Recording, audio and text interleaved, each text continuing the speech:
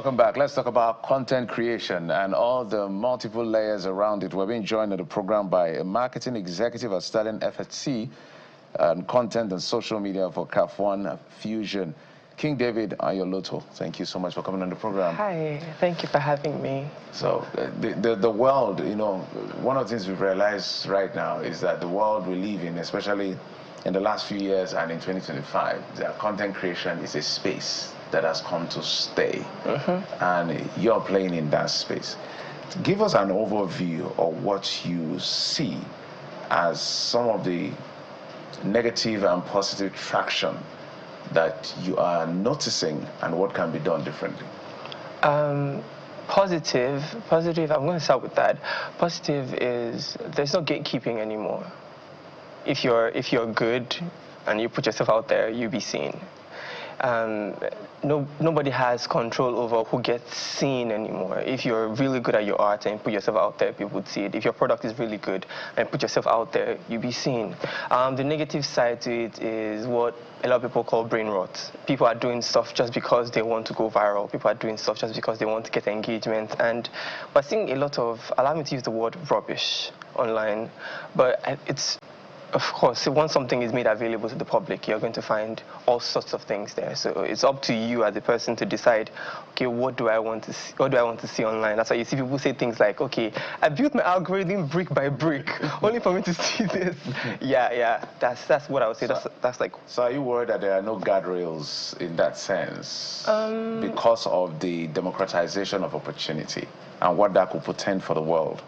I wouldn't say there are no guardrails. I would say it's just society depicted online. That's what it is. There are things that are put in place to ensure that people don't post rubbish. But even in people not post, even in guidelines being there, people are still posting rubbish. So just like society, you see, there are certain things you can't do. Public indecency is something that is against the law, but you still see some people dress indecently. So it's very subjective. Yeah, so yeah, you would always have that.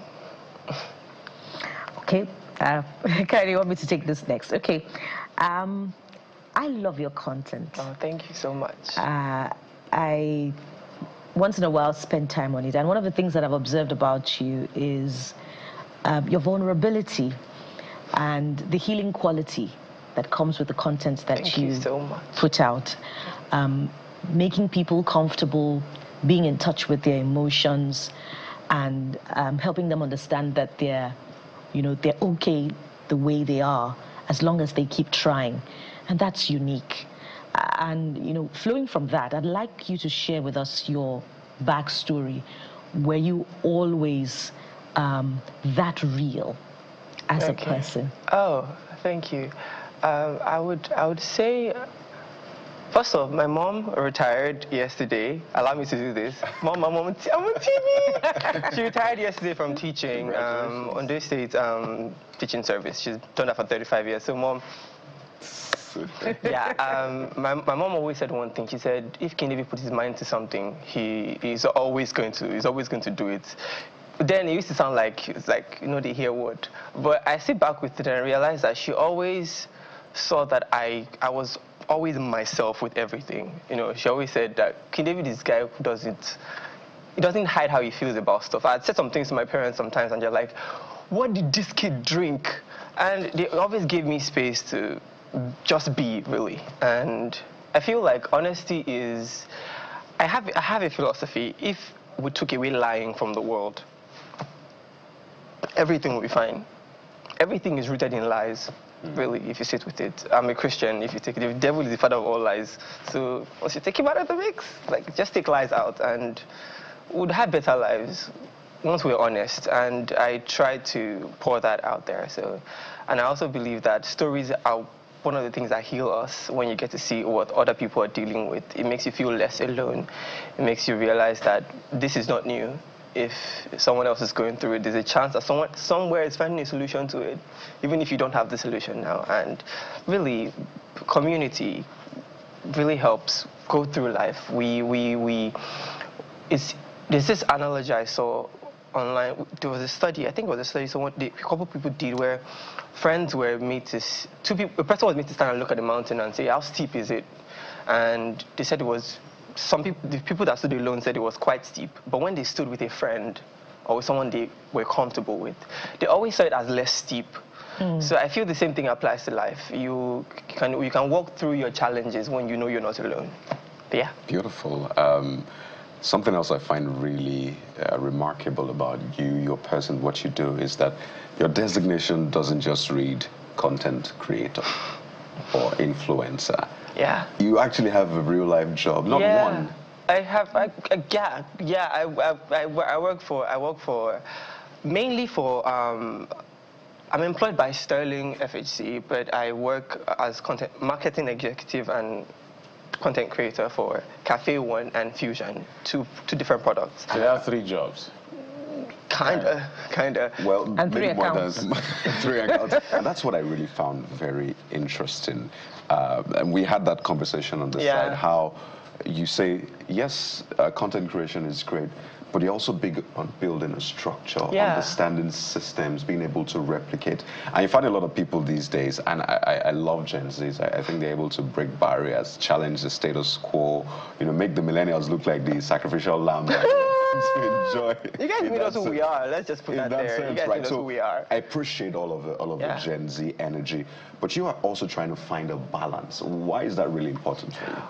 Well, my dad always said one thing. Shout out to you, Dad. I'm sure you're seeing this.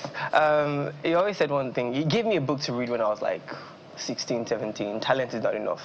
And really, you can be really, really talented, but you have to put systems in place to ensure that your talent gets the results you want out of it.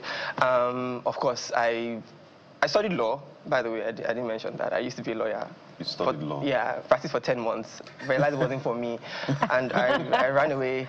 Yeah, my parents supported me, so cheers to you, Mom and Dad, once again. But You've been through a lot in your hands, actually. So systems, yes, back to systems. Talent is not enough. Talent is not enough. You're trying to build something. You need to learn from people who are doing what you want to do. And really, when it comes to building, you can learn building systems from anybody. And one of the best ways to learn to build systems is to look at people who have built systems that are working. It's one of the reasons why I love what I do. I'm getting to learn on 3 different fronts. I'm learning providing services. I'm learning selling physical products, because Cafe One is a workspace business and also a coffee shop. So I'm learning from those 2 fronts. We're also building a product, Fusion. Fusion is a social media platform for Nigerians by Nigerians. So we're doing that also. So I'm learning how to sell a digital product, how to make something like that work. I'm learning how to interact with customers one-on-one, and also how to create a space for people to be comfortable with themselves and work and be productive. So yeah, once you're going somewhere, you have to find people who are doing what you want to do.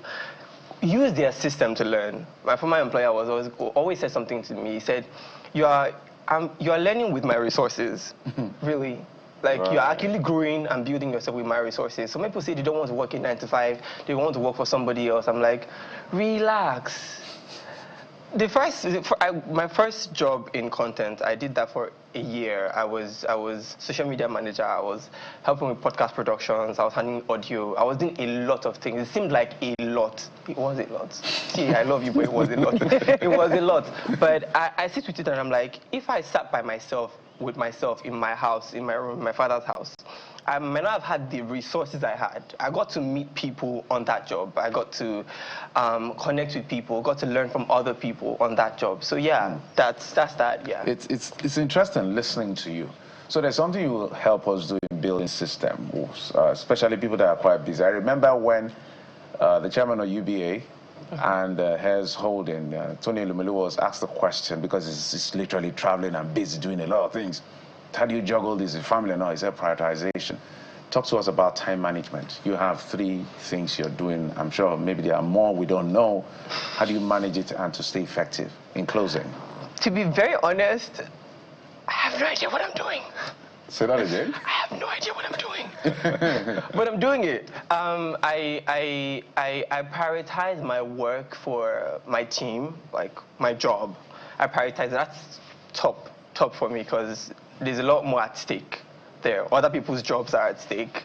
My job is at stake. The company is at stake. As much as it's someone else's company, it's kind of my company too, because what I do affects it. Yeah. Even when I leave, whatever I've done there is going to be credited to me. So that is priority. Next is what I do content-wise. And as much as there is the need to constantly put stuff out there and keep going, like be at par with the algorithm, I always try to ensure that I check myself with what's the purpose of this content. I'm not just churning stuff out. It's okay, what do I want this to do? And once I have that, I put it out. If for the next 1 week I don't have anything that I feel is substantial, I relax and face my job. So there's your old body with that one. Everybody will be fine. David, I hate to put you on the spot, right? We have less than 10 seconds. What is that word, that line that you're ruminating on that you want to share with? Well, that's your camera. People are used to you doing black and white, but for the first time we're doing color with King David. So that's your camera. If you, I don't know, just a line, whatever you want to share with the world, just right there. You're enough. No matter what it is that you are dealing with right now, you are enough. Sitting here, I at some point did not think I would amount to anything, really. I had my doubts, but whatever you need to be, who you are meant to be, is already inside of you. You just have to give it expression, and you are enough. Once again. Brilliant. King David Ayaloso, marketing executive at Sterling FSC, content and social media creator for Cafe One, right? Yeah, Infusion, yeah. Plus 10 other jobs he does that he didn't tell us about.